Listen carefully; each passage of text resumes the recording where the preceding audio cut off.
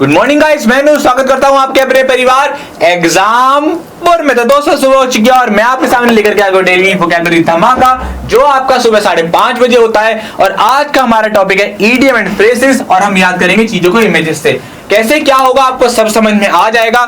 जो regular student है इस क्लास के वो इस बात को जानते हैं कि पहले हम इमेज रखते हैं फिर क्वेश्चन लगते हैं। तो सर से मैं बोलूंगा सर पहली इमेज लगाएंगे और आप चीजों को समझेंगे, क्योंकि हमारा जो माइंड है वो पिक्चर्स में सोचता है। अगर आपके सामने पिक्चर रख दी जाए तो आपके सामने चीजें जो आपको याद करने में थोड़ी सी आसानी होगी। जैसा कि आप सभी के सामने पहला आपका इमेज आ चुका है वोकैबुलरी। आप वोकैबुलरी को देख करके क्या बात बोल सकते हो? आप बोल सकते हो कि सर वोकैबुलरी स्ट्रांग होनी चाहिए, वोकैबुलरी हमारे लिए बहुत अच्छी है और वोकैबुलरी हमको हमेशा काम आती है। तो जैसे आपने बोला कि वोकैबुलरी हमको हमेशा काम आती है तो सर क्वेश्चन लगाएंगे इसका और जानेंगे इससे रिलेटेड हमारा कौन सा इडियम हो सकता है। चलिए, तो आपके सामने पहला जो आपका क्वेश्चन आ चुका है, क्वेश्चन आपके सामने है फॉर गुड। क्या है आपके सामने पहला क्वेश्चन? ईडियम किसके ऊपर हम बात कर रहे हैं? ईडियम एंड फ्रेजेस के ऊपर। क्लियर? तो जैसे कि आप सभी के सामने पहला क्वेश्चन आ चुका है फॉर गुड। तो जैसा कि मैंने आपसे बोला कि फॉर गुड मतलब वोकैबुलरी आपको हमेशा काम आती है। तो ऑप्शंस की तरफ मैं बढ़ूंगा तो ऑप्शन नंबर जो यहां पर डी दे रखा है मेरा परमानेंटली, वो मेरा यहां पर राइट आंसर हो जाएगा। तो फॉर गुड का क्या मीनिंग हो गया? परमानेंटली। याद कैसे करना है? वोकैबुलरी हमारे लिए परमानेंट सॉल्यूशन है, लाइफ टाइम काम आता है। वोकैबुलरी हमारे लिए फॉर गुड है। सर नेक्स्ट क्वेश्चन लगा देंगे। ओके, तो जैसे कि आप सभी लोग सोच रहे होंगे सर के नेक्स्ट इमेज के लिए, नेक्स्ट क्वेश्चन के लिए इमेज क्यों नहीं है? क्योंकि इसकी जो इमेज है वो थोड़ी सी डाउनलोड नहीं हो पाई है, एरर आ रहा है, इसलिए आपके सामने इसकी इमेज नहीं है। मैं आपको वैसे ही समझा देता हूं। क्वेश्चन है यहाँ पर आपके सामने अंडरलाइन पार्ट गेव अवे। क्या है आपके सामने? Gave away. ये गेव अवे का क्या मीनिंग होता है? देखिए, गिव अवे जो होता है आपका, ये होता है डिस्ट्रीब्यूट करने के सेंस में। जैसे कि आप जो है कंपटीशन में आपने पार्टिसिपेट किया होगा तो वहां पर क्या है, प्राइस को क्या किया जाता है? डिस्ट्रीब्यूट किया जाता है, बांटा जाता है। कुछ भी चीज जो डिवाइड कर दे, जैसे कि पापा, आप 3-4 भाई हो, पापा क्या है जब ऑफिस से शाम को आते हैं तो सबको थोड़ी थोड़ी पॉकेट मनी देते हैं। तो मान लो आपको 10 रुपए दिए, आपके सिस्टर को दिए, आपके भाई को दिए, तो वो जो डिस्ट्रीब्यूशन किया गया है वो क्या है आपके लिए? Give away. तो आप यहां से इसको याद कर सकते हैं। तो गिव अवे क्या हो गया आपका? डिस्ट्रीब्यूटेड। क्लियर हो रही है बात? सर नेक्स्ट इमेज लगाएंगे। ओके, चलिए, जैसे कि आप, हाँ, अब नेक्स्ट इमेज आप सभी के सामने आ चुकी है। अगली इमेज आप सभी लोग बड़े प्यार से समझ भी गए होंगे क्या क्या मीनिंग दे रही है। हाँ, सोचो क्या है नेक्स्ट इमेज, किस तरीके का मीनिंग दे रही है, आप सभी को सोचना है। तो हमारे सामने जो अगला क्वेश्चन है, अगली जो इमेज है वो कह रही है, किसको रिप्रेजेंट कर रही है? रिश्वत को। क्योंकि टेबल के नीचे से क्या दी जाती है? रिश्वत दी जाती है। तो इस रिश्वत को देने के लिए कौन सा क्वेश्चन हमारे सामने आने वाला है? सर लगाएंगे। चलिए, तो हमारे सामने यहां पर क्वेश्चन है, जो अंडरलाइन पार्ट है, यहां पर अंडरलाइन नहीं है, यहां पर हम कर देते हैं। क्या लिखा हुआ है? Grease anybody's palm. क्या लिखा हुआ है यहां पर? Grease anybody palm. Grease anybody's palm, ये आपका अंडरलाइन पार्ट है। तो आप जैसा कि सभी लोग समझ गए होंगे, कहते हैं ना हिंदी में कि हाथ गरम कर दो, यानी कि रिश्वत दे दो। तो रिश्वत देने से क्या हो जाता है? सारे काम हो जाते हैं। तो यहां पर क्या है आपका ऑप्शन नंबर जो ए दे रखा है, ब्राइब, वो यहां पर आपका राइट आंसर हो जाएगा। क्या हो जाएगा? Right answer. तो ब्राइब आपका यहां पर राइट आंसर हो जाएगा। मतलब क्या होता है? ग्रीस द पाम, रिश्वत देना। Sir next question, next image. Okay, चलिए, तो जैसा कि आप सभी के सामने अगली इमेज आ चुकी है। अगली इमेज में क्या है, आप लोगों के सामने पहले भी आ चुका है क्वेश्चन। यहां पर क्या हो रहा है, जितने भी क्वेश्चन आपके सामने आ रहे हैं ये सारे आपके एसएससी में आए हुए क्वेश्चन है, बहुत इंपॉर्टेंट है आपके लिए। क्लियर हो रही है बात? तो आप यहां पर देख रहे हैं कि एक स्पीकर है जो कि काफी कॉन्फिडेंट नजर आ रहा है, काफी अच्छे से बोल रहा है। जैसे कि मैं यहां पर आपके सामने इस चीज को एक्सप्लेन कर रहा हूं। अगर आपको अच्छी बात लग रही है, आपको लग रहा है कि सर का बोलने का तरीका अच्छा, ये अच्छी चीज को एक्सप्लेन कर रहे हैं, तो आप इस ईडीएम को मेरे ऊपर भी यूज कर सकते हैं। सर क्वेश्चन लगाएंगे अगला।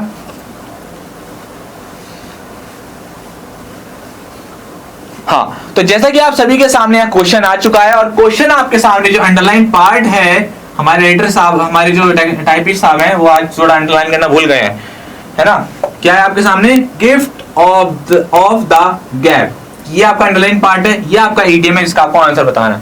तो जैसा कि मैं आप सभी से बोल रहा हूं कि अगर आपको लगता है कि अगर मैं थोड़ा अच्छा बोलता हूं तो आप क्या बोलोगे कि हाँ, जो हमारे सर हैं वो कैसे हैं? गिफ्ट ऑफ द गैप है। यानी कि क्या उनके अंदर क्या खास बात है कि वो अच्छा बोल लेते हैं। तो यहाँ पर क्या है, अच्छा बोलने के सेंस में आप इसको प्रैक्टिकली याद कीजिए। आप जिसको भी अच्छा स्पीकर मानते हैं आप उसको याद करके इसको याद कर सकते हैं। तो ऑप्शन नंबर जो आपका ए दे रखा है, क्या दे रखा है option number A, ability to speak well. क्या, एबिलिटी टू स्पीक वेल। आगे आप समझ जाइए, ए ऑप्शन जो आपका यहाँ पर राइट हो जाएगा। यानी कि अच्छा बोलना, बढ़िया बोलने की जो कला रखना, उसको आप क्या बोलते हो, gift of the gap. Sir next question.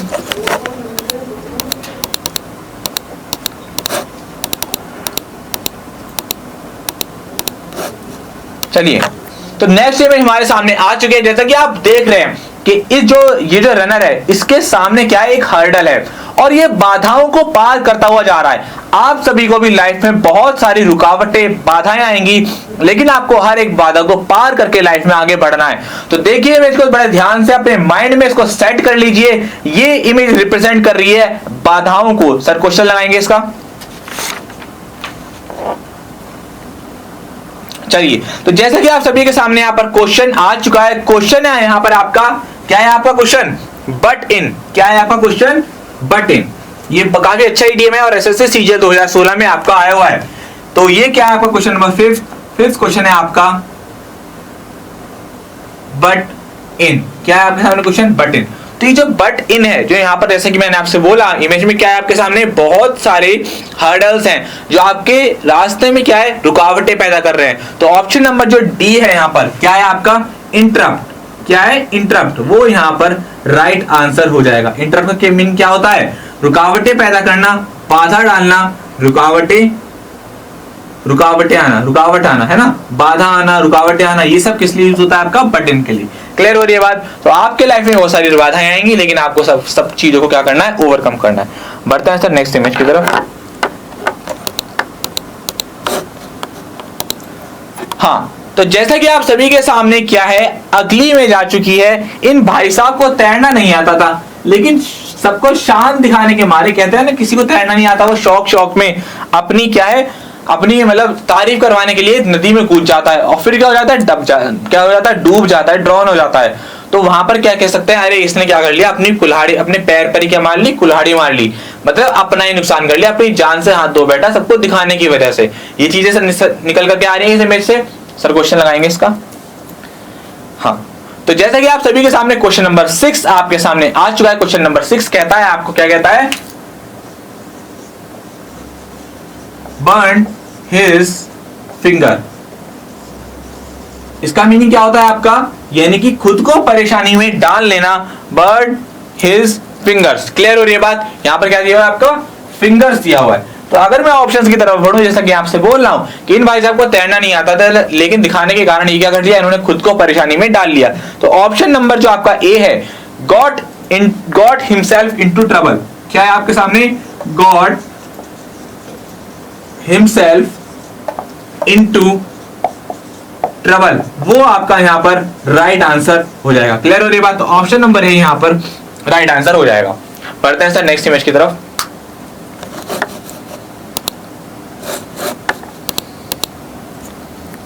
Okay, question number 7।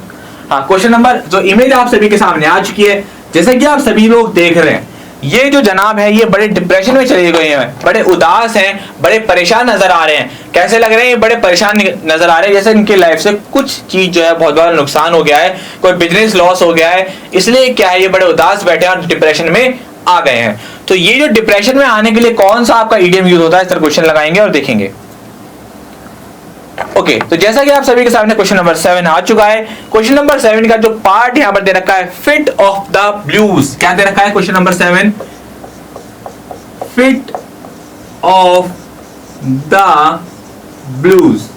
Fit of the blues, इसका मतलब होता है डिप्रेशन में चला जाना, उदासी आ जाना। क्या हो जाना, उदासी आ जाना। ये सब चीजें यहां पर रिप्रेजेंट कर रही है। आप भी कभी जो है सैड हुए होगे, डिप्रेशन में आ गए होगे, तो डिप्रेशन में आने वाली सिचुएशन के लिए आप कौन सा ईडीएम यूज करते हैं, फिट ऑफ द ब्लूज। यानी कि आपका जो ऑप्शन नंबर जो बी है, डिप्रेशन। क्या है आपका ऑप्शन नंबर बी, डिप्रेशन, वो आपका यहां पर राइट आंसर हो जाएगा। क्लियर हो रही है बात। Depression is the right answer of this question, इसलिए जो है आपका यहां पर डिप्रेशन राइट आंसर हो जाएगा, क्योंकि फिट ऑफ द ब्लूज का क्या मतलब होता है, परेशानी में आ जाना, उदासी आ जाना। क्लियर।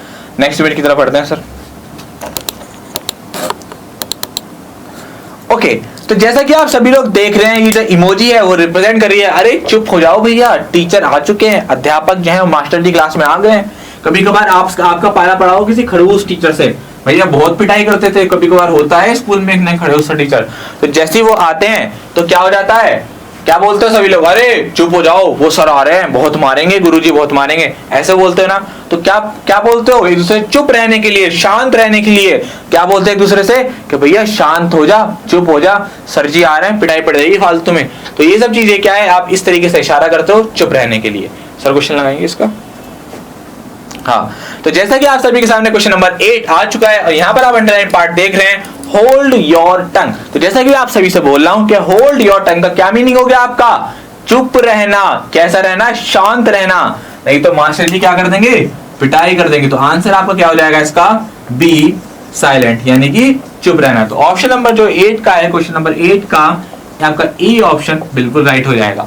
क्लियर हो रही बात, सर आगे बढ़ता है।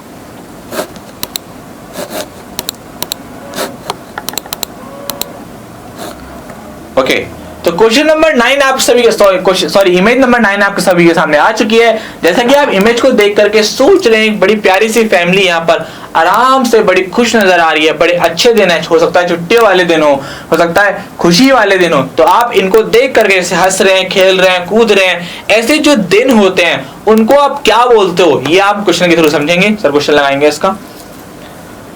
ओके, तो क्वेश्चन आप सभी के सामने यहाँ पर क्या आ चुका है, हेलिकन डेज। जो आपके हेलिकन डेज होते हैं इसको आप बोलते हैं जो बहुत अच्छे दिन होते हैं। मान लो आपका सिलेक्शन हो जाए और सिलेक्शन के 2 महीने बाद आपकी ज्वाइनिंग हो, तो ये जो 2 महीने का जो पीरियड है आराम से घूमने फिरने का है कि भैया अब तो नौकरी लग गई, अब तो 2 महीने खूब इंजॉय करना है और उसके बाद अपने काम से लगना है। तो ये जो 2 महीने वाले जो पीरियड है इसको आप याद रखेंगे और बोलोगे हाँ जिस दिन हमारा सिलेक्शन हो जाएगा और हमारी ज्वाइनिंग के जो बीच का जो टाइम होगा उसमें हम फुल एंजॉय करेंगे, कुछ नहीं सोचेंगे, फुल मस्ती करेंगे। वो डेज कैसे होंगे आपके, हेलिकन डेज होंगे। क्लियर हो रही बात। तो ऑप्शन नंबर जो क्वेश्चन नंबर जो 9 है, क्वेश्चन लगा दिया सर आपने, हाँ क्वेश्चन नंबर जो 9 है उसका जो ऑप्शन नंबर आपका सी है ना, हैप्पी डेज, वो यहाँ पर आपका राइट आंसर हो जाएगा। सर नेक्स्ट इमेज लगा देंगे। क्लियर हो रही है बात।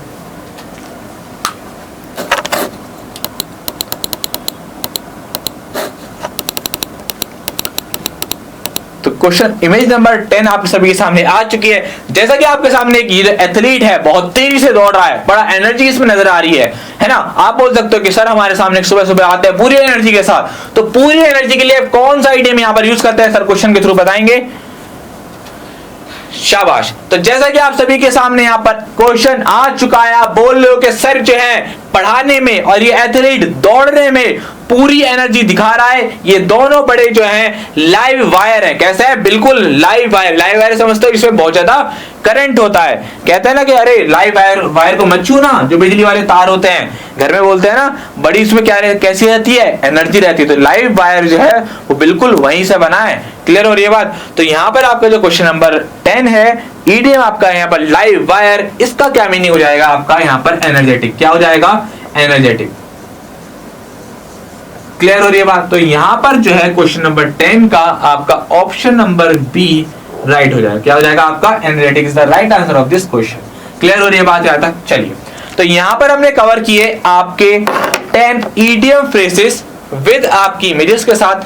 क्लास ओवर होने के बाद आपको कुछ टाइम के बाद, हो सकता है 4 घंटे 5 घंटे लग जाए, है ना, चीजें थोड़ी सी टाइम लगती है, समय लगता है, तो आपको पीडीएफ में मिल जाएगा। पीडीएफ जो है वीडियो के डिस्क्रिप्शन में दिया जाता है, आप थोड़ा सा सर्च कीजिए करिए, तब बोला करिए कि सर पीडीएफ नहीं मिली। ठीक है, तो आपको इसका पीडीएफ भी मिल जाएगा और आप लोगों को इसको रिवाइज करना है टाइम टू टाइम। जो बच्चे आज पहली बार क्लास में आए हो, 150 क्लास हो चुकी हैं, 2 से 3 क्लास डेली करो, आप सभी के साथ आ जाओगे। और यकीन मानो अगर आप सारी क्लास करते हो तो आपको आने वाले एग्जाम में बहुत फायदा मिलेगा। रात 11 बजे आपकी मैराथन क्लास होती है, जहां पर हम प्रैक्टिस सेट प्रैक्टिस क्वेश्चन की बहुत मजेदार प्रैक्टिस करते हैं। आप जाएं, क्लास को देखें, दोनों क्लास का फायदा उठाएं, आप यकीन अपने एग्जाम में अच्छा कर पाएंगे। ठीक है, तो मिलेंगे आपसे आने वाली आपकी अगली क्लास में। तब तक के लिए हंसते रहिए, मुस्कुराते रहिए, गुनगुनाते रहिए। जय हिंद, जय भारत।